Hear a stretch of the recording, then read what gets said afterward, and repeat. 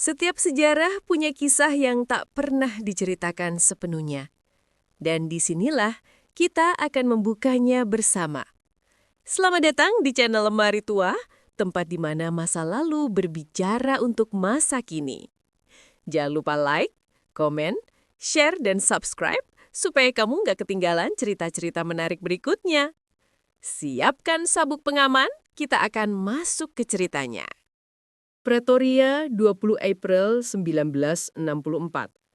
Suasana di dalam Istana Keadilan, Palace of Justice, begitu hening hingga suara napas tertahan dari galeri pengunjung terdengar seperti gemuruh. Di kursi terdakwa, berdiri seorang pria bertubuh tinggi besar, mengenakan setelan jas yang sudah agak usang, namun dikenakan dengan martabat seorang raja. Namanya Nelson Rolihlahla Mandela. Usianya 46 tahun. Dia dan rekan-rekannya dituduh melakukan sabotase dan konspirasi untuk menggulingkan pemerintahan apartheid. Jaksa penuntut umum, Percy Yutar, berteriak menuntut hukuman mati. Tiang gantungan sudah menanti. Biasanya, seorang terdakwa akan memohon belas kasihan. Mereka akan menyangkal, berdalih, atau meminta keringanan.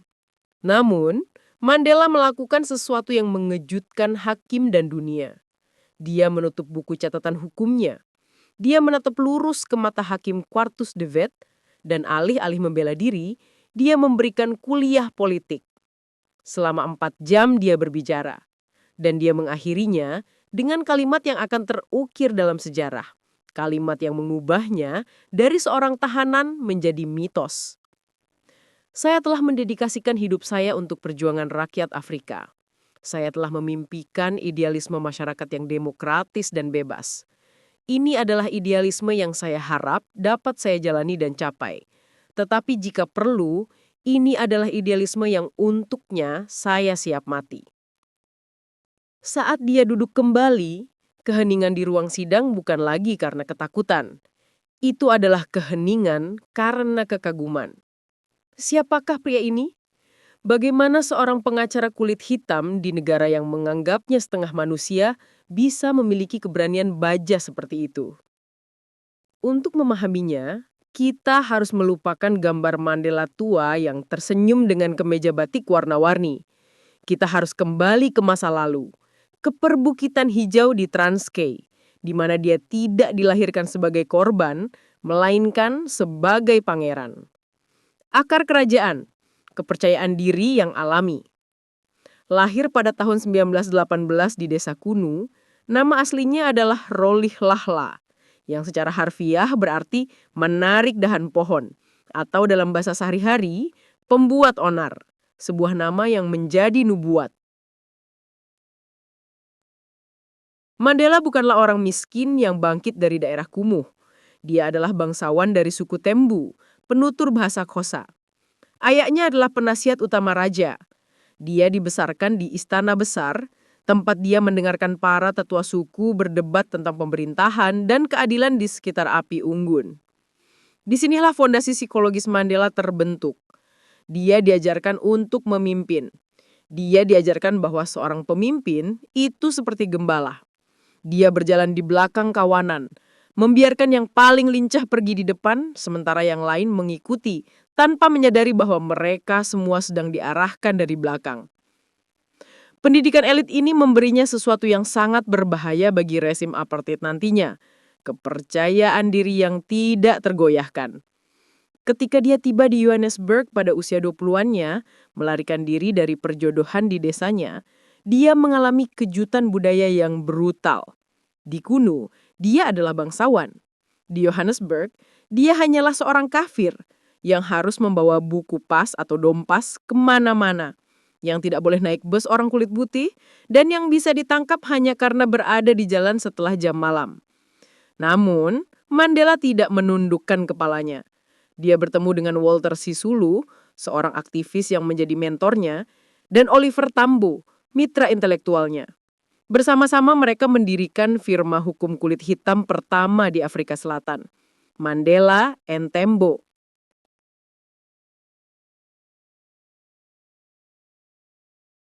Sejarah populer seringkali menyamakan Mandela dengan Mahatma Gandhi atau Martin Luther King Jr. sebagai rasul perdamaian. Ini adalah penyederhanaan yang salah.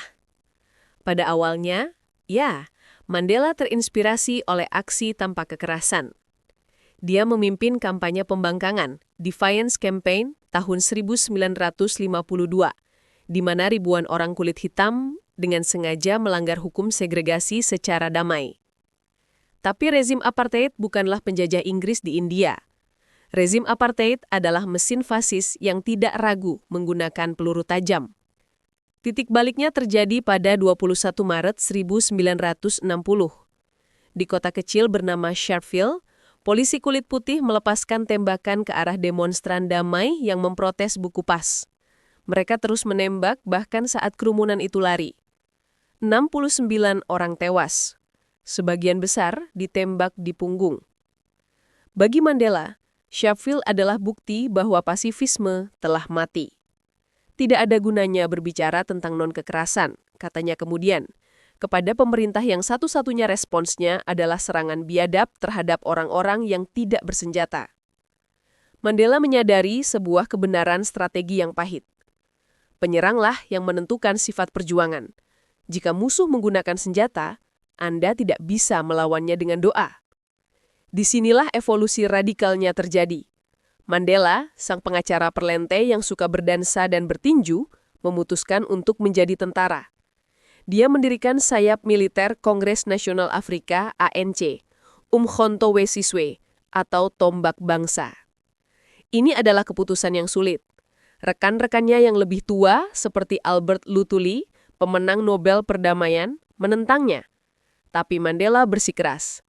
Dia merancang MK bukan untuk membunuh orang, setidaknya belum, tapi untuk sabotase.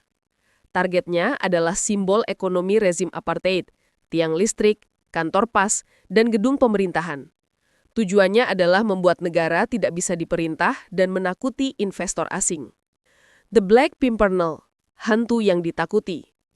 Setelah pembentukan MK, Mandela harus menghilang. Pemerintah memburunya. Selama 17 bulan, dia hidup dalam pelarian.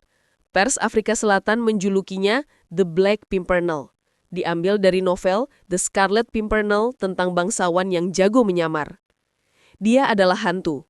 Suatu hari, dia menyamar sebagai supir bernama David Motsamai, mengenakan topi pet dan jas panjang, mengemudikan mobil orang kulit putih yang bersimpati. Hari berikutnya, dia menyamar sebagai koki atau tukang kebun yang mengenakan overall biru kotor. Dia bergerak di malam hari, tidur di rumah-rumah aman di perkampungan Soweto atau di peternakan terpencil milik aktivis komunis kulit putih. Pada tahun 1962, dia melakukan tindakan paling berani. Dia menyelinap keluar dari Afrika Selatan. Dia melakukan tur keliling Afrika, Ethiopia, Aljazair, Ghana, London, untuk mencari dukungan senjata dan uang bagi revolusi. Di Aljazair, dia menerima pelatihan militer. Foto-foto langka dari masa ini menunjukkan Mandela bukan dengan setelan jas, tapi dengan seragam tentara hutan, memegang pistol, belajar cara meledakkan jembatan. Di luar negeri, dia melihat sesuatu yang mengubah jiwanya. Dia melihat orang kulit hitam memerintah negara mereka sendiri. Dia melihat pilot kulit hitam, jenderal kulit hitam, dan presiden kulit hitam.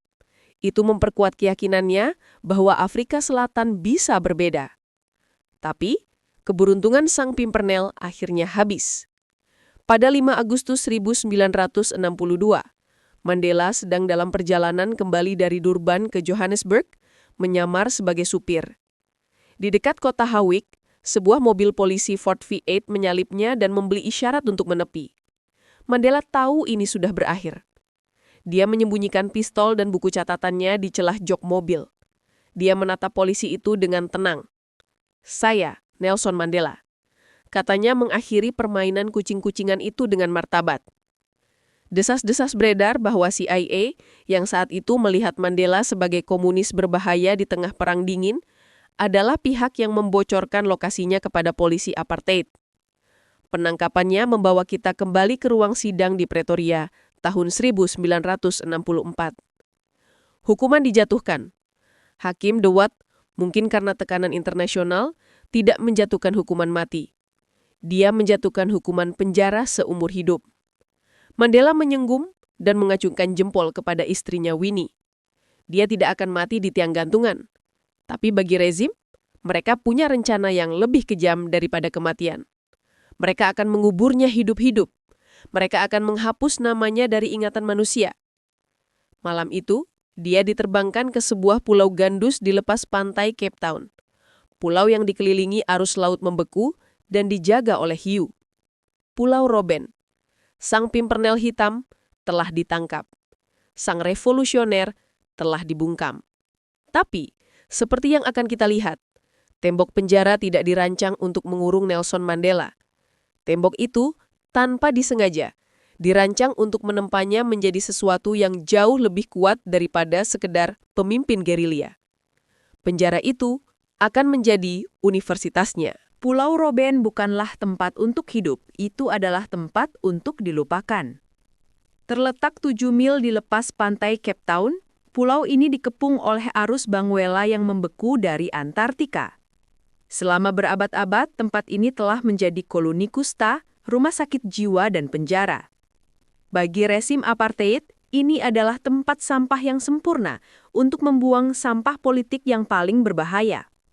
Pada musim dingin tahun 1964, Nelson Mandela tiba di sana. Dia dilucuti dari setelan jasnya, dari namanya, dan dari identitasnya. Dia diberi celana pendek tipis untuk merendahkannya sebagai anak laki-laki, sandal karet bekas, dan sebuah nomor, 466-64.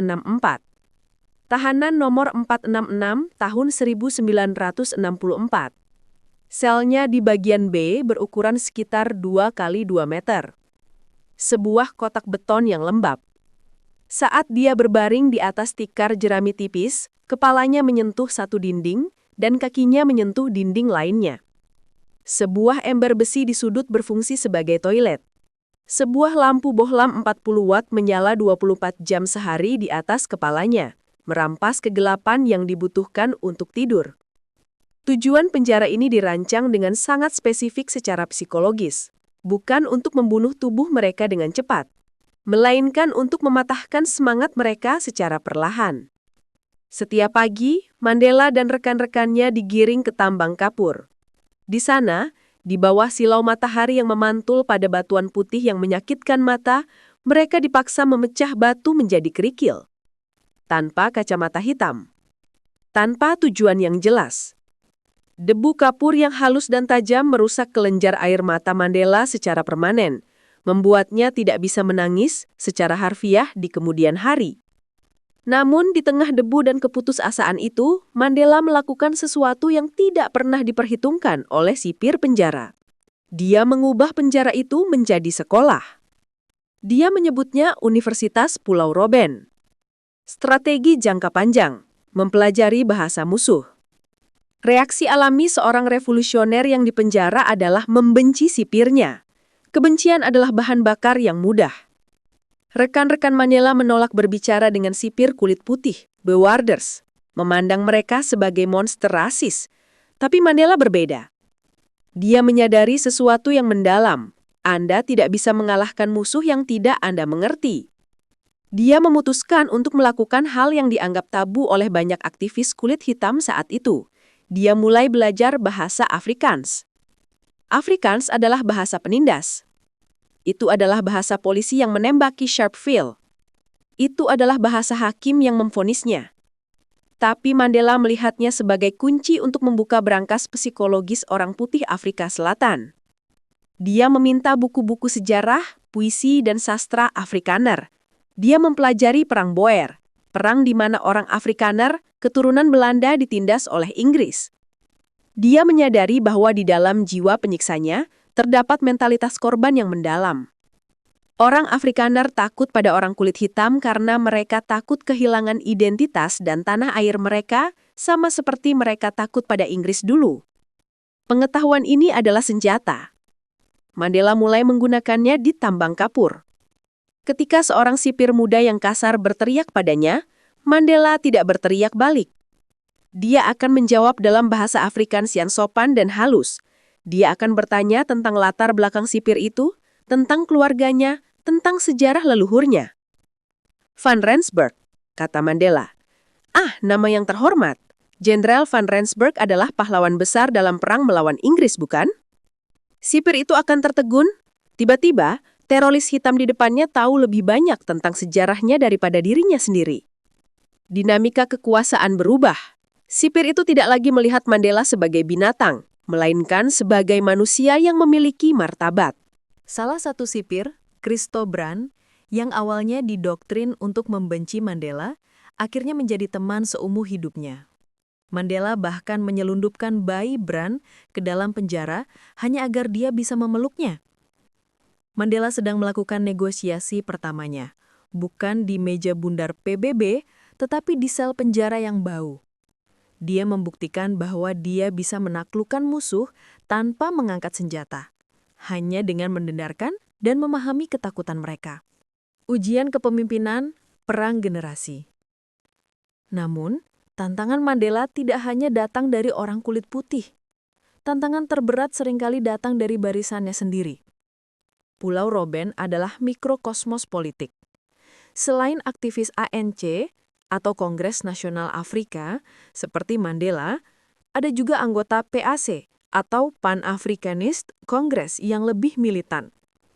Dan setelah pemberontakan Soweto 1976, gelombang baru tahanan muda mulai berdatangan. Generasi 1976 ini, generasi Black Consciousness, sangat berbeda. Mereka marah, radikal, dan tidak sabar.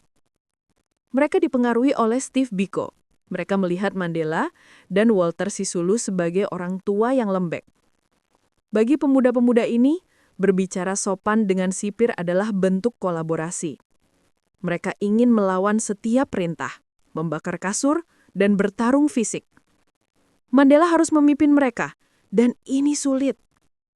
Dia mendirikan struktur disiplin yang ketat di dalam penjara. Dia mengatur debat politik, kelas sejarah, dan bahkan simulasi parlemen. Dia mengajarkan para pemuda yang berapi-api itu bahwa kemarahan tanpa disiplin adalah sia-sia. Kita tidak sedang berperang melawan orang kulit putih. Kita berperang melawan sistem supremasi kulit putih. Jika kita membenci mereka sama seperti mereka membenci kita tidak lebih baik dari mereka. Itu adalah pelajaran yang sulit diterima. Tapi karisma dan ketenangan Mandela perlahan memenangkan mereka. Dia menunjukkan bahwa kekuatan sejati bukanlah dalam melempar batu, tetapi dalam mogok makan yang terorganisir untuk menuntut selimut yang lebih baik. Sebuah kemenangan kecil yang membangun moral. Penderitaan pribadi. Harga yang harus dibayar. Di balik topeng pemimpin yang tabah, Mandela hancur di dalam. Surat adalah satu-satunya tali penghubung dengan dunia luar, dan tali itu sering dipotong oleh sensor. Dia hanya diperbolehkan menerima satu surat setiap 6 bulan. Seringkali, surat dari istrinya Winnie datang dalam keadaan tercabik-cabik oleh silet sensor sehingga hampir tidak bisa dibaca. Dia melewatkan segalanya. Dia tidak melihat anak-anaknya tumbuh dewasa. Dan kemudian kematian datang mengetuk. Pada tahun 1968, ibunya meninggal. Mandela, anak tertua yang seharusnya memimpin pemakaman, memohon izin untuk hadir. Ditolak. Setahun kemudian, pada tahun 1969, pukulan terberat mendarat. Putra sulungnya, Tembi, anak yang paling dia banggakan, pewarisnya, tewas dalam kecelakaan mobil. Sekali lagi, Mandela memohon kepada sipir, "Izinkan saya menguburkan anak saya." Sekali lagi, jawabannya dingin dan birokratis. Tidak. Rekan sesama tahanan menceritakan bahwa setelah menerima berita itu, Mandela kembali ke selnya. Dia tidak berteriak. Dia hanya berdiri menghadap tembok, punggungnya bergetar, dalam keheningan total selama berjam-jam. Itu adalah momen di mana kemanusiaan seseorang bisa mati. Dia bisa saja menjadi gila karena kesedihan, atau menjadi monster karena dendam. Tapi Mandela melakukan alkimia jiwa. Dia mengambil rasa sakit yang tak tertahankan itu dan mengubahnya menjadi empati. Dia menyadari bahwa penderitaan ini adalah mikrokosmos dari penderitaan bangsanya. Jika dia bisa menanggung ini tanpa hancur, maka bangsanya juga bisa. Penderitaan itu tidak mengeraskan hatinya.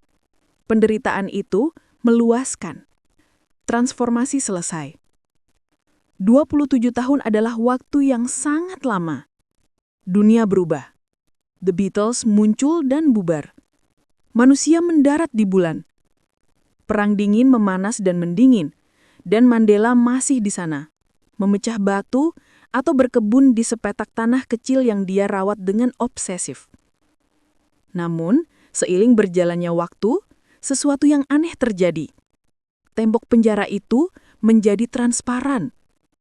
Nama Mandela yang dilarang diucapkan di Afrika Selatan malah menjadi simbol global. Kampanye Free Nelson Mandela meledak di London, New York, dan Amsterdam. Rezim apartheid menyadari bahwa mereka telah menciptakan martir yang hidup. Mandela di dalam penjara menjadi lebih berbahaya bagi pemerintah daripada Mandela di luar penjara. Pada tahun 1980-an, pemerintah mulai panik. Sanksi ekonomi mencekik Afrika Selatan. Negara itu terbakar oleh kerusuhan. Mereka butuh jalan keluar. Mereka butuh Mandela. Pejabat tinggi pemerintah mulai mendatanginya diam-diam. Mereka menawarkan pembebasan bersyarat. Syaratnya, dia harus pulang ke Transeki dan pensiun dari politik. Mandela menolak. Tahanan tidak bisa membuat kontrak. Hanya orang bebas yang bisa bernegosiasi. Dia menolak kebebasan fisiknya demi kebebasan prinsipnya. Pada tahun 1988, dia dipindahkan dari Pulau Robben ke penjara Victor Verster yang lebih nyaman. Bukan karena kebaikan hati, tapi karena pemerintah sedang mempersiapkannya. Mereka sedang mempersiapkannya untuk menjadi mitra negosiasi. Universitas Pulau Robben telah meluluskan mahasiswanya terbaik.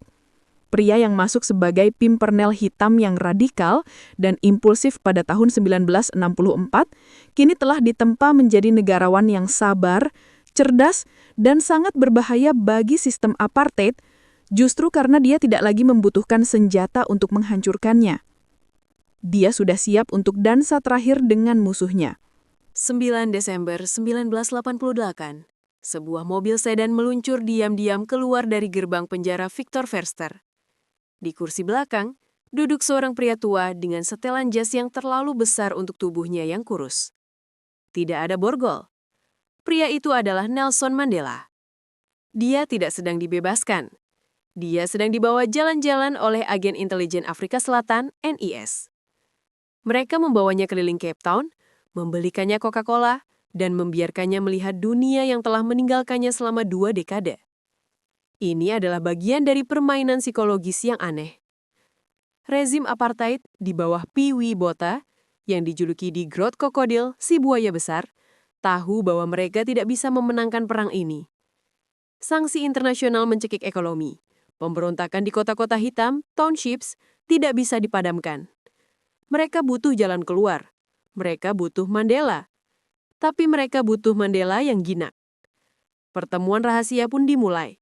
Di Istana Presiden Tuyen House, Mandela bertemu si buaya besar. Protokol menuntut Mandela datang sebagai pengemis. Tapi, Mandela datang sebagai mitra. Dalam sebuah momen jenius yang disengaja, Mandela melanggar protokol dengan menuangkan teh untuk P. W. Botha.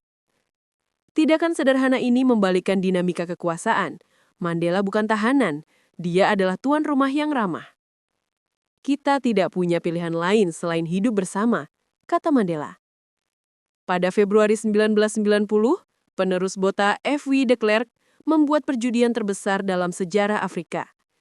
Dia mengumumkan di parlemen. Larangan terhadap ANC dicabut, Mandela akan dibebaskan tanpa syarat. 11 Februari 1990, langkah pertama menuju kebebasan. Dunia menahan nafas. Pintu gerbang penjara Victor Verster terbuka. Nelson Mandela melangkah keluar. Dia mengenakan setelan jas abu-abu dan dasi. Di sampingnya, istrinya Winnie Madikizela Mandela menggenggam tangannya. Mandela mengangkat kepalan tangan kanannya ke udara. Salam Amandla, kekuatan. Itu adalah gambar yang disiarkan ke miliaran layar TV. Sorak-sorai meledak dari Cape Town hingga New York. Mitos itu telah menjadi manusia. Tapi, di balik senyum Mandela hari itu, ada ketakutan yang mendalam. Dia kemudian mengaku, "Saat saya berjalan melewati gerbang itu, saya sadar bahwa misi saya baru saja dimulai." Dia benar. Kebebasan bukanlah akhir. Itu adalah awal dari mimpi buruk baru. Afrika Selatan pada tahun 1990 hingga 1994 bukanlah negara yang damai. Itu adalah tong Matthew yang sumbunya sudah dinyalakan. Di satu sisi, ada orang kulit hitam yang tidak sabar. Mereka menginginkan rumah, pekerjaan, dan kekuasaan sekarang. Satu pemukim, satu bulut menjadi yel-yel populer di kalangan pemuda radikal. Di sisi lain, ada orang putih yang ketakutan. Polisi dan tentara masih menguasai senjata. Kelompok sayap kanan neo-Nazi, Afrikaner Weerstandsbeweging, berlatih militer dan bersumpah untuk berperang daripada diperintah oleh orang hitam. Mandela harus melakukan dansa yang tidak mungkin di tepi jurang ini. Negosiasi kodesa, dansa dengan musuh. Negosiasi formal dimulai di World Trade Center Johannesburg, yang dikenal sebagai kodesa. Suasananya tegang. De Klerk menginginkan sistem pembagian kekuasaan yang menjamin hak veto bagi minoritas kulit putih. Pada dasarnya, apartheid dengan wajah baru. Mandela menginginkan demokrasi murni, satu orang, satu suara. Sementara mereka berdebat di ruangan ber-AC, jalanan berdarah. Kekerasan meletus di mana-mana, tapi anehnya, kekerasan ini bukan antara kulit putih dan hitam. Ini adalah hitam lawan hitam. Pendukung ANC, Kosa berperang melawan pendukung Partai Inkatha Zulu di Natal dan Johannesburg. Orang-orang dibacok di kereta api, rumah-rumah dibakar, ribuan orang tewas. Rezim de Klerk menyebut ini kekerasan suku, tapi Mandela tahu kebenarannya. Intelijen ANC menemukan bukti adanya kekuatan ketiga, agen keamanan negara yang secara rahasia mempersenjatai dan menghasut Inkatha untuk menyerang ANC. Strateginya jelas, ciptakan kekacauan, buktikan bahwa orang hitam belum siap memerintah, dan paksa Mandela menerima kompromi. Puncaknya adalah pembantaian Boy Patong pada Juni 1992. 45 penduduk tewas dibantai di malam hari oleh pendukung Inkatha yang dibantu polisi. Mandela meledak. Dia menghentikan negosiasi. Dia menuduh de Klerk terlibat. "Saya tidak bisa berbicara perdamaian sementara rakyat saya disembelih," katanya. Negara itu berada di ambang perang saudara total. 10 April 1993, hari ketika negara hampir mati. Jika ada satu hari di mana nasib Afrika Selatan ditentukan, itu bukan hari pembebasan Mandela, melainkan hari Sabtu pagi yang cerah di bulan April 1993. Chris Hani, pemimpin Partai Komunis Afrika Selatan dan komandan MK yang sangat populer, bahkan lebih populer dari Mandela di kalangan pemuda radikal, baru saja pulang dari membeli koran. Di depan rumahnya di Boksburg, seorang imigran Polandia, anti-komunis bernama Janus Walus melangkah keluar dari mobil merah. Dia menembak Hani 4 kali. Hani tewas seketika. Berita itu menyebar seperti api bensin. Chris Hani adalah pahlawan rakyat. Bagi pemuda hitam, pembunuhan ini adalah bukti terakhir bahwa jalan damai Mandela adalah omong kosong. Mereka ingin darah. Kerusuhan meledak. Asap hitam membungkung dari kota-kota. Orang kulit putih menimbun makanan dan senjata, bersiap untuk kiamat rasial. Presiden de Klerk tidak berdaya. Dia tidak punya otoritas moral untuk menenangkan massa. Jika dia mengirim tentara, pembantaian akan terjadi. Di momen kritis ini, Mandela mengambil alih. Meskipun dia belum menjadi presiden, dia bertindak sebagai presiden. Dia pergi ke studio televisi nasional SABC. Wajahnya muram, suaranya berat, tapi tenang. Dia tidak membacakan pidato yang ditulis orang lain. Dia berbicara dari hati, menggunakan strategi psikologis yang brilian. Malam ini, kata Mandela menatap kamera. Saya menjangkau setiap warga Afrika Selatan, hitam dan putih, dari lubuk hati saya yang paling dalam. Dia tahu, dia tidak hanya bisa meminta ketenangan, dia harus mengarahkan kemarahan itu. Seorang pria kulit putih, penuh prasangka dan kebencian, datang ke negara kita dan melakukan perbuatan yang begitu keji. Lalu dia menjatuhkan kartu asnya. Dia tidak fokus pada pembunuhnya. Dia fokus pada saksi matanya. Tetapi seorang wanita kulit putih berdarah Afrikaner mempertaruhkan nyawanya agar kita bisa mengenali si pembunuh dan membawanya ke pengadilan. Mandela membingkai naratif itu. Ini bukan hitam versus putih. Ini adalah ekstremis versus rakyat biasa yang layak. Dia menggunakan keberanian saksi mata kulit putih itu untuk mencegah perang ras. Sekarang adalah waktunya bagi seluruh warga Afrika Selatan untuk berdiri bersama melawan mereka dari pihak manapun yang ingin menghancurkan apa yang telah diperjuangkan Chris Hani, kebebasan kita semua. Pidato itu berhasil. Kemarahan mereda menjadi duka. Negara itu mundur selangkah dari tepi jurang. Malam itu, kekuasaan secara de facto berpindah tangan. De Klerk masih memegang jabatan, tapi Mandela lah yang memegang kendali negara. Tragedi Winnie, hati yang patah. Di tengah drama nasional ini, Mandela menghadapi tragedi pribadi yang menghancurkan hati. Winnie Mandela adalah ibu bangsa. Dia yang menjaga nama Mandela tetap hidup selama 27 tahun. Dia disiksa, diasingkan, dan dilecehkan oleh polisi. Tapi trauma itu telah mengubah dia. Di Soweto, Winnie telah mengelilingi dirinya dengan pengawal preman yang disebut Mandela United Football Club. Mereka menteror komunitas sendiri. Skandal penculikan dan pembunuhan seorang aktivis cilik Stompie Seipei mencuat. Mandela, yang mencintai Winnie dengan putus asa, mencoba membelanya. Tapi bukti-bukti tak terbantahkan, Winnie telah menjadi kewajiban politik atau liability bagi ANC. Dia merepresentasikan kekerasan yang ingin diakhiri Mandela. Pada 1992, dengan mata berkaca-kaca, Mandela mengadakan konferensi pers. Dia mengumumkan perpisahannya dengan Winnie. Saya berpisah dengan istri saya tanpa mengurangi rasa cinta saya padanya, katanya. Itu adalah momen yang sangat manusiawi. Pria yang bisa menaklukkan musuh politiknya tidak bisa menyelamatkan pernikahannya sendiri. Pengorbanan untuk negara telah mengambil sisa-sisa kebahagiaan pribadinya. Kesepakatan akhir.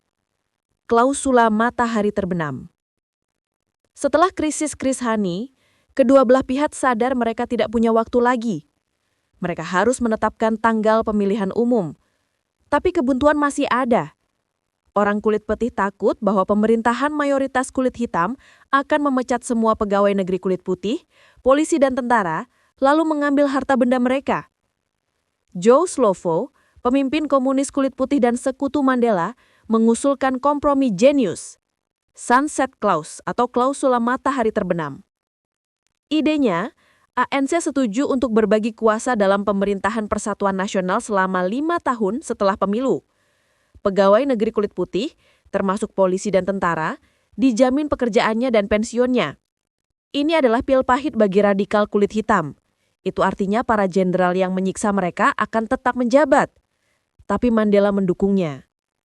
Kita tidak bisa membangun negara di atas abu, argumentasinya. Kita butuh mereka untuk menjalankan birokrasi, setidaknya untuk sementara. Kesepakatan dicapai. Tanggal ditetapkan. 27 April 1994. Mandela telah berhasil memimpin bangsanya melewati ladang minyak. Dia telah menjinakkan ketakutan orang kulit putih, mengendalikan kemarahan orang hitam dan mencegah perang saudara yang tampaknya tak terhindarkan. Tapi saat dia bersiap untuk pemilu, Mandela tahu tantangan terbesar masih menanti. Memenangkan pemilu itu mudah. Memerintah negara yang bangkrut, terpecah belah dan penuh luka, itu adalah masalah lain. 10 Mei 1994, Pretoria. Langit di atas Union Buildings, jantung kekuasaan kulit putih selama 1 abad, dipenuhi oleh deru jet tempur Angkatan Udara Afrika Selatan. Di bawahnya, lautan manusia berdansa. Nelson Mandela mengenakan setelan jas gelap, meletakkan tangannya di atas Alkitab dan bersumpah sebagai presiden kulit hitam pertama Afrika Selatan. Di balkon itu, Mandela berdiri di samping F.W. de Klerk, kini wakil presiden, dan Thabo Mbeki. Dunia menangis haru. Itu adalah momen kemuliaan yang sempurna. Rasanya seperti dongeng yang berakhir bahagia. Tapi dongeng berakhir di halaman terakhir buku cerita. Realitas dimulai pada hari Senin pagi. Keesokan harinya, Mandela masuk ke kantor presiden. Dia duduk di kursi yang pernah diduduki oleh arsitek apartheid Hendrik Verwoerd dan P.W. Botha. Dia melihat sekeliling. Kantor itu sunyi. Staf kulit putih memandangnya dengan ketakutan, menunggu dipecat. Telepon tidak berdering. Dan yang lebih menakutkan, berangkas negara kosong. Mandela segera menyadari kebenaran yang mengerikan. ANC telah memenangkan kekuasaan politik, tetapi kekuasaan ekonomi masih sepenuhnya berada di tangan minoritas kulit putih. Tanah, tambang emas, bank, dan bursa saham masih milik musuh.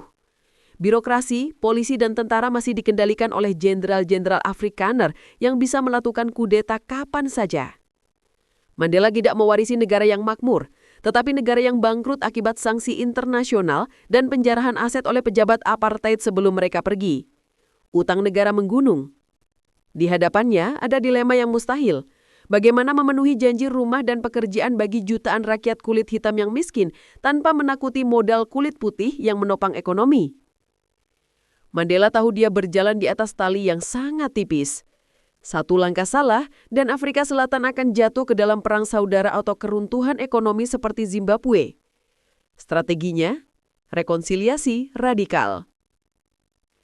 Jersey nomor 6, Masterclass Simbolism. Tugas pertama Mandela bukanlah ekonomi, tapi psikologi. Dia harus membuat orang kulit putih merasa bahwa ini juga negara mereka. Kesempatan itu datang dalam bentuk bola lonjong, Piala Dunia Rugby 1995. Rugby bagi orang kulit hitam Afrika Selatan adalah simbol kebencian. Itu adalah olahraga orang Afrikaner. Tim nasional Springboks dengan jersey hijau emasnya adalah lambang arogansi apartheid. Orang kulit hitam selalu bersorak untuk lawan Springboks. Namun Mandela melihat sesuatu yang lain. Dia melihat alat pemersatu. Melawan keinginan partainya sendiri, Mandela memanggil Kapten Springboks Francois Speynard untuk minum teh. Dia tidak menceramahinya tentang rasisme. Dia bertanya, apa yang bisa saya bantu agar tim Anda menang? Mandela mulai berkampanye agar rakyat kulit hitam mendukung Springboks. Dia berkata, ini tim kita sekarang. Tanggal 24 Juni 1995, final Piala Dunia di Ellis Park, Johannesburg. Springboks melawan jagat raya dunia, All Blacks Selandia Baru. Sesaat sebelum pertandingan dimulai, stadion yang 95% berisi orang kulit putih itu terdiam. Nelson Mandela berjalan keluar ke lapangan. Dia tidak mengenakan jas presiden, dia mengenakan jersey Springboks nomor 6 milik Francois Speynard. Dia mengenakan simbol musuh. Itu adalah momen alkimia politik. Kerumunan orang kulit putih yang dulunya menyebutnya teroris tiba-tiba berdiri. Mereka tidak mencemooh, mereka mulai meneriakan namanya. Nelson, Nelson, Nelson. Ketika Springboks menang secara dramatis di perpanjangan waktu, Mandela menyerahkan piala kepada Speynard. Francois, terima kasih atas apa yang Anda lakukan untuk negara kita, kata Mandela. Speynard menjawab, tidak Bapak Presiden, terima kasih atas apa yang Anda lakukan untuk negara ini. Malam itu, orang kulit hitam dan putih merayakan kemenangan bersama di jalanan. Untuk sesaat, bangsa pelangi itu nyata. Mandela telah menjinakkan nasionalisme Afrikaner tanpa menembakkan satu peluru pun. Komisi Kebenaran dan Rekonsiliasi, TRC, membuka luka untuk menyembuhkannya. Namun, rugby hanyalah euforia sesaat. Di bawah permukaan, luka masa lalu masih bernanah. Ribuan orang telah disiksa, dibunuh, dan dihilangkan selama apartheid. Para korban menuntut keadilan. Para pelaku menuntut amnesti. Jika Mandela menggelar pengadilan ala Nuremberg, alias mengadili dan menggantung penjahat apartheid, orang kulit putih akan memberontak. Jika dia memberikan amnesti total, alias melupakan semuanya, orang kulit hitam akan memberontak. Bersama Uskup Agung Desmond Tutu, Mandela memilih jalan ketiga, yaitu keadilan restoratif. Lahirlah Komisi Kebenaran dan Rekonsiliasi atau TRC. Aturannya sederhana namun menyakitkan. Amnesti hanya diberikan jika pelaku mengungkapkan kebenaran sepenuhnya. Selama 2 tahun, Afrika Selatan duduk di depan televisi dan radio, mendengarkan horor yang tak terbayangkan. Para jenderal polisi mengaku membakar mayat aktivis sambil berpesta barbeque. Para penyiksa menceritakan bagaimana mereka menyetrum alat kelamin tahanan. Agen Flag Plus atau skuad kematian mendemonstrasikan cara mereka meledakkan tubuh manusia agar tidak ada bukti tersisa. Ini adalah katarsis nasional. Para ibu yang kehilangan anak akhirnya tahu di mana tulang belulang putra mereka dikubur. Bagi banyak orang kulit hitam, TRC sangat menyakitkan karena banyak pembunuh yang berjalan bebas setelah mengaku. Tapi bagi Mandela, itu adalah harga damai. Tanpa pengampunan, katanya, tidak ada masa depan. Dia bahkan memaksa partainya sendiri atau ANC untuk bersaksi tentang pelanggaran HAM mereka di kamp-kamp pelatihan gerilya. Dia membuktikan bahwa tidak ada yang kebal hukum, bahkan pemenang. Kesepakatan Faustian, kompromi ekonomi.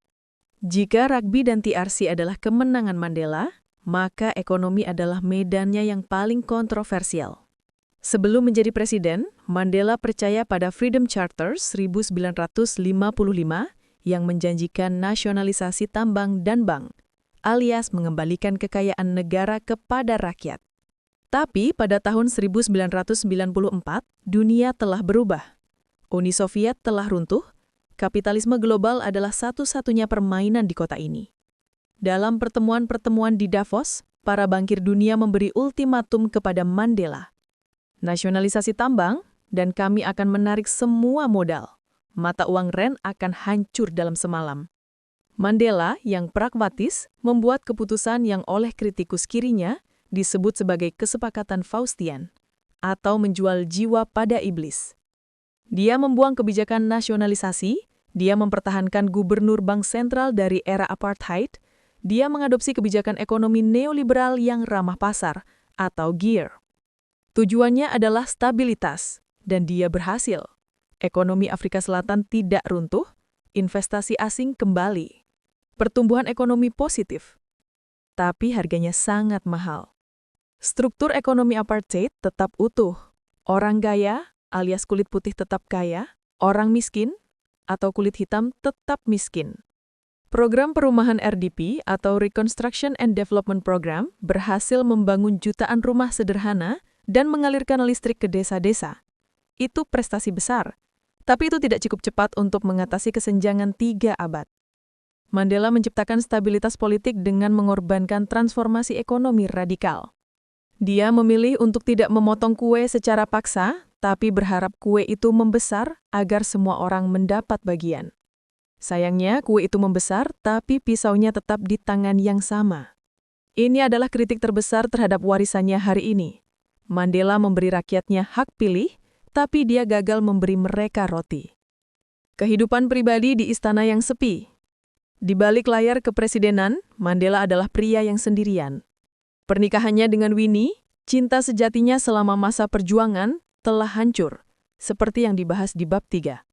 Mereka resmi bercerai pada tahun 1996, itu adalah luka pribadi yang dalam. Mandela sering terlihat makan malam sendirian di kediaman Presiden Mahlamban Dlofpu, dilayani oleh staf yang memujanya, tapi bukan keluarganya. Namun, di usia 80 tahun, takdir memberikannya kejutan semanis. Dia jatuh cinta lagi. Wanita itu adalah Graça Machel, janda dari Presiden Mozambik Samora Machel.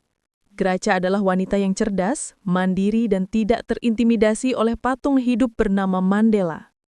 Hubungan mereka menjadi skandal manis. Mandela, negarawan dunia, terlihat berjalan bergandengan tangan seperti remaja yang sedang kesemaran. Pada ulang tahunnya ke-80 tahun, mereka menikah. Mandela akhirnya menemukan rumah emosional yang telah dirampas darinya selama 27 tahun di penjara. 1 periode cukup. Menjelang akhir jabatannya pada 99, banyak pemimpin Afrika dan rakyatnya memohon agar ia menjabat untuk periode kedua. Konstitusi mengizinkannya, popularitasnya mutlak. Dia bisa menjadi presiden seumur hidup jika dia mau. Tapi Mandela melakukan tindakan revolusioner terakhirnya sebagai presiden. Dia berkata tidak. Dia sadar bahwa Afrika memiliki sejarah buruk dengan orang kuat atau big man yang menolak melepaskan kekuasaan. Dia ingin memberi contoh bahwa pemimpin adalah pelayan, bukan raja. Saya adalah orang tua yang ingin istirahat, katanya dengan rendah hati. Tugas saya adalah menyatukan negara, tugas memerintah sekarang ada di tangan generasi muda. Pada tahun 99, dia menyerahkan kekuasaan secara damai kepada Thabo Mbeki. Dia meninggalkan kantor kepresidenan dengan warisan yang rumit. Dia telah menyelamatkan Afrika Selatan dari perang saudara rasial, sebuah pencapaian yang hampir ajaib. Dia telah meletakkan dasar demokrasi liberal di benua yang seringkali otoriter. Tapi dia juga meninggalkan negara dengan tingkat kriminalitas yang meledak, wabah HIV/AIDS yang mulai mengganas yang dia gagal ditangani dengan cepat saat menjabat, dan kesenjangan ekonomi yang masih menganga. Mandela tidak mewariskan surga, dia mewariskan sebuah kesempatan. Dia telah meletakkan batu pertama. Apakah bangunan itu akan berdiri tegak atau runtuh? Itu bukan lagi di tangannya. Saat dia melangkah keluar dari Union Buildings untuk terakhir kalinya sebagai presiden, dia bukan lagi pimpernel hitam atau tahanan 46646. Dia adalah Madiba, Bapak Nasional, seorang pria tua yang telah memberikan segalanya dan kini hanya ingin pulang ke desa kuno untuk melihat anak-anak bermain dengan bebas. Sebuah kebebasan yang dia beli dengan 27 tahun hidupnya. Kuno Transkei. Disinilah semuanya bermula dan disinilah Nelson Mandela berharap semuanya berakhir. Setelah pensiun dari kepresidenan pada tahun 1999, Mandela mencoba melakukan hal yang paling sulit bagi seorang ikon global, menjadi manusia biasa. Dia ingin menghabiskan hari-harinya berjalan di bukit-bukit tempat dia mengembalakan ternak saat kecil, membaca koran dengan tenang, dan dikelilingi oleh cucu cicitnya. Dia memasang tanda di pintu kantor yayasannya. Don't call me, I'll call you. Jangan hubungi saya yang akan menghubungi Anda. Tapi dunia tidak mau membiarkannya pergi, dan yang lebih penting, hati nuraninya sendiri tidak membiarkannya beristirahat. Di masa pensiunnya, Mandela menyadari bahwa ada musuh baru yang membunuh rakyatnya. Musuh ini tidak mengenakan seragam polisi atau membawa senjata. Musuh ini ada di dalam darah. Perang terakhir melawan HIV/AIDS. Pada awal 2000-an, Afrika Selatan berada di tengah pandemi HIV/AIDS yang mengerikan. Ribuan orang meninggal setiap hari. Pemakaman berlangsung setiap akhir pekan. Tragisnya, pemerintahan penerusnya, Thabo Mbeki, mengambil sikap penyangkalan, denialism. Mbeki mempertanyakan hubungan antara HIV dan AIDS, menolak menyediakan obat antiretroviral ARV di rumah sakit umum, dan menyebutnya sebagai konspirasi barat. Mandela marah. Dia merasa bersalah. Dia mengakui secara terbuka bahwa selama masa kepresidenannya, dia terlalu fokus pada rekonsiliasi politik sehingga lalai menangani krisis kesehatan ini. Saya terlambat, katanya dengan penyesalan yang mendalam. Di usia 80-an, saat kebanyakan orang pensiun, Mandela kembali ke garis depan. Dia meluncurkan kampanye 4666, nomor penjaranya, mengubah simbol penindasan menjadi simbol harapan untuk penggalangan dana HIV. Dia memakai kaos bertuliskan HIV positif untuk melawan stigma AIDS. Namun momen paling menentukan dan paling memilukan datang pada 6 Januari 2005. Mandela memanggil wartawan ke rumahnya di Johannesburg. Wajahnya yang keriput tampak sangat lelah. Di sampingnya, keluarganya berdiri dalam duka. Putra kandung terakhir yang masih hidup, Makhato Mandela, baru saja meninggal dunia. Dalam budaya Afrika dan banyak budaya lain, kematian akibat AIDS adalah aib. Orang akan berbohong, mengatakan penyebabnya adalah pneumonia atau TBC. Tapi Mandela, dengan keberanian seorang prajurit tua yang melakukan serangan terakhir, menatap kamera dan berkata, "Putra saya telah meninggal karena AIDS." Kalimat sederhana itu meledakkan tabu nasional. Mari kita berbicara tentang AIDS secara terbuka, jangan menyembunyikannya. Satu-satunya cara untuk membuatnya terlihat seperti penyakit normal adalah dengan mengakui bahwa AIDS itu penyebab kematian anggota keluarga kita sendiri. Itu adalah tindakan kepemimpinan moral yang luar biasa. Dia menggunakan tragedi pribadi terbesarnya untuk menyelamatkan nyawa orang lain. Dia memaksa bangsa itu untuk berhenti berbohong. Bukan orang Santi, loyalitas yang membingungkan. Salah satu tantangan terbesar dalam menulis biografi Mandela adalah memisahkan manusia dari mitos. Dunia Barat ingin melihatnya sebagai santu sekuler, boneka beruang yang ramah dan tidak berbahaya. Tapi Mandela bukan boneka. Dia adalah politisi yang keras kepala dengan kode loyalitas yang tak tergoyahkan. Di masa pensiunnya, dia membuat Amerika dan Inggris marah besar. Mengapa? Karena dia tetap bersahabat dengan Muammar Gaddafi, Libya, dan Fidel Castro, Kuba. Ketika Presiden Bill Clinton mengkritiknya, Mandela menjawab dengan tajam. Mereka, Gaddafi dan Castro, mendukung kami sampai titik darah penghabisan saat kami berjuang melawan apartheid. Ketika kalian, Barat, masih berbisnis dengan penindas kami. Kami tidak akan melupakan teman hanya karena mereka tidak populer di Barat. Dia juga menjadi kritikus paling vokal terhadap Perang Irak 2003. Dia menyebut Presiden George W. Bush sebagai presiden yang tidak bisa berpikir dan menuduh Amerika Serikat sebagai ancaman bagi perdamaian dunia. Ini adalah sisi Mandela yang sering disensor dalam narasi populer. Bukan pasifis yang selalu tersenyum. Dia adalah anti-imperialis yang konsisten. Dia mengingatkan dunia bahwa rekonsiliasi tidak berarti ketundukan. Desember 2013. Hujan di Soweto. Tahun-tahun berlalu, tubuh sang raksasa mulai rapuh. Dia jarang terlihat di publik. Penampilan terakhirnya yang paling diingat adalah pada penutupan Piala Dunia 2010 di Johannesburg. Dia didorong masuk ke stadion dengan mobil golf, melambaikan tangan dengan senyum yang lemah, dibungkus selimut tebal. Dunia mulai bersiap untuk perpisahan. Pada malam 5 Desember 2013, berita itu akhirnya datang. Presiden Jacob Zuma muncul di televisi mengenakan pakaian hitam. Rekan-rekan Afrika Selatan, Nelson Mandela kita telah tiada. Dia berusia 95 tahun. Apa yang terjadi selanjutnya adalah momen persatuan global yang mungkin tidak akan pernah kita lihat lagi. Hampir 100 kepala negara, dari Barack Obama hingga Raul Castro, terbang ke Afrika Selatan. Musuh-musuh geopolitik duduk bersebelahan di Stadion FNB untuk upacara peringatan. Hujan turun deras hari itu. Dalam budaya Xhosa, hujan saat pemakaman seorang pemimpin adalah tanda bahwa leluhur sedang menyambutnya pulang. Alam pun berduka. Tetapi, di tengah nyanyian dan tarian perayaan hidupnya, ada nada sumbang yang tidak bisa diabaikan. Ketika Presiden Jacob Zuma naik ke podium, kerumunan rakyat Afrika Selatan, rakyat yang sama yang memuja Mandela, mencemoohnya. Buh, buh, itu adalah momen yang mengejutkan dan menyakitkan. Di pemakaman Bapak Bangsa, rakyat mengejek pemimpin mereka saat ini. Mengapa? Karena mereka menyadari kesenjangan yang menggantung antara impian Mandela dan realitas Afrika Selatan modern. Warisan yang retak, apakah impian itu gagal? Hari ini, lebih dari 1 dekade setelah kematiannya, Afrika Selatan adalah tempat yang rumit. Partai ANC, kendaraan pembebasan Mandela telah digrogoti oleh korupsi endemik. Istilah state capture atau pembajakan negara oleh kepentingan bisnis korup menjadi berita sehari-hari. Tingkat pengangguran mencapai rekor tertinggi. Kesenjangan ekonomi antara kaya dan miskin kini lebih buruk daripada saat apartheid. Bedanya, sekarang ada elit kulit hitam baru yang bergabung dengan elit kulit putih lama, sementara mayoritas rakyat tetap miskin. Di universitas-universitas, muncul suara-suara muda yang kritis. Gerakan seperti Rhodes Must Fall mulai mempertanyakan warisan Mandela. Mereka menyebutnya penjual atau sell out. Argumen mereka, Mandela terlalu lunak pada orang kulit putih. Dia membiarkan mereka menyimpan tanah dan kekayaan mereka demi kedamaian, sementara rakyat kulit hitam tetap tidak memiliki tanah.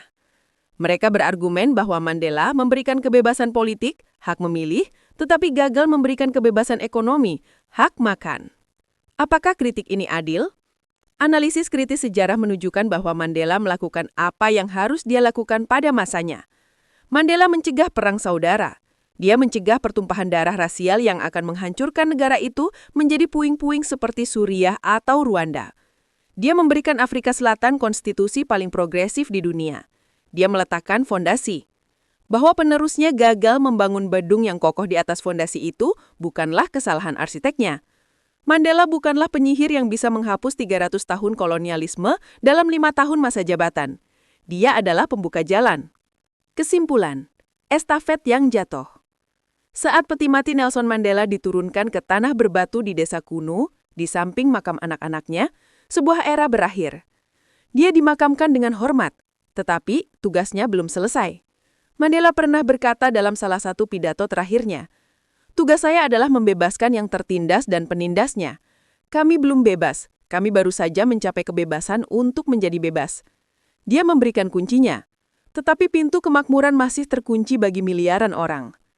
Kisah Nelson Mandela, dari anak gembala di Kuno, menjadi pimpernel hitam yang radikal, menjadi tahanan 4664 yang bijaksana, hingga presiden yang mempersatukan itu adalah bukti kapasitas jiwa manusia untuk berevolusi. Dia mengajarkan kita bahwa kepahlawanan bukanlah tentang kesempurnaan. Mandela memiliki banyak kekurangan. Dia adalah ayah yang absen, suami yang gagal, dan presiden yang membuat kompromi ekonomi yang menyakitkan. Tetapi kebesarannya terletak pada kemampuannya untuk melampaui rasa sakit pribadinya demi tujuan yang lebih besar. Dia memecah batu di Pulau Robben agar generasi berikutnya tidak perlu melakukannya. Dia menelan kepahitan agar bangsanya bisa merasakan manisnya perdamaian. Matahari telah terbenam bagi Sang Madiba, tetapi bayangan yang panjang itu masih menaungi Afrika Selatan, menjadi pengingat abadi tentang standar kepemimpinan yang seharusnya. Pertanyaan sekarang bukan apa yang dilakukan Mandela, tetapi apa yang akan dilakukan oleh mereka yang ditinggalkannya dengan kebebasan ini. Estafet telah diberikan, dan dunia masih menunggu untuk melihat apakah generasi berikutnya akan membawanya ke garis finish atau menjatuhkannya ke dalam lumpur sejarah. Komen di kolom komentar bagian mana yang menurutmu menarik. Di video selanjutnya kita akan memuat sejarah-sejarah yang mungkin belum kalian tahu atau kalian punya ide cerita sejarah yang menurut kalian menarik dan asik untuk kita telusuri. Pastikan kamu sudah subscribe agar tidak ketinggalan. Sampai jumpa di cerita sejarah lainnya.